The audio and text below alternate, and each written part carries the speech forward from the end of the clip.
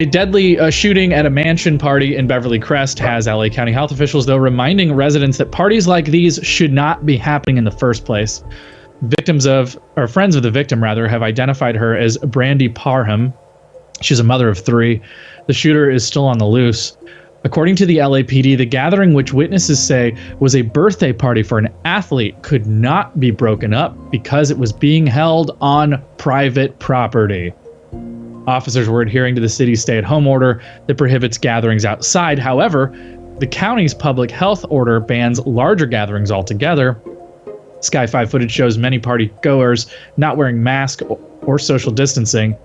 We spoke to a neighbor who said it's not the first party the homeowner has held recently, and they're mad.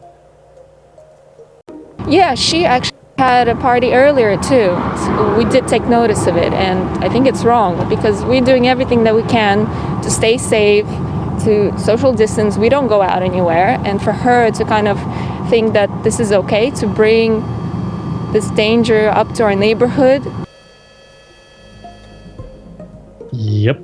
LA County health officials still reminding people parties like this are illegal and violate the current health order in place during the pandemic.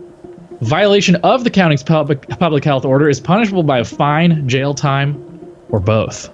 So that new public health order was just issued was issued as a result of this house party, wasn't it? Prior to this, all they said was I remember a sheriff we had on camera here speaking, saying it was on private property. So as you just said right now, when you read that script, so they couldn't break up the party. But now you're saying there's a new ordinance that's saying that this is illegal. So with that fact, they can now break up these parties if this was to happen again, right? Well, here's the thing, and Barbara Ferrer addressed this today. It is illegal, according to the health order, but the authorities have to enforce it for it to matter. And I believe that the article on KTLA.com is we cannot just rely on enforcement, according to the county health director who addressed the deadly LA party, that police did not break up. So aware very much there that, unless the crime is being observed and the authorities are going to do something for it. We've seen this in other cases too, and I think it's a lot has to do with depending on what the jurisdiction is. In Malibu, obviously at the beginning of this, you remember someone was arrested for paddleboarding by himself on the beach.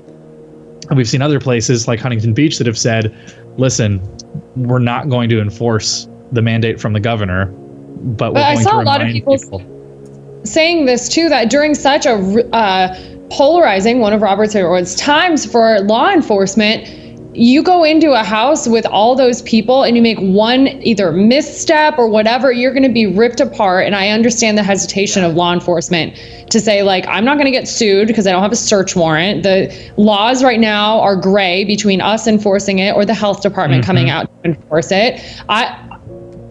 I know that's their job, and I know they take a risk every day when they go to work, but part of me kind of understands why they just kind of stood out there and monitored the situation for a while, because I'm sure some of them felt like their hands were tied. But ultimately, now that we saw there was a death as a result, if it had been broken up, would that death have happened? And that question was posed to Dr. Ferrer in the news conference, which makes me think, why don't we stay on for questions? I always switch because I love hearing the questions. I know. I think that's one of the more important parts of it. Because you really want to be able to listen to the journalists ask the questions and hold the people who are in charge accountable, because otherwise we're just sort of parroting anything that they say. Now I understand that we can't stay on Barbara Ferrer being asked questions for 2 hours. That's probably really boring to watch. But just to finish what she said part of this also has to be on the party holder.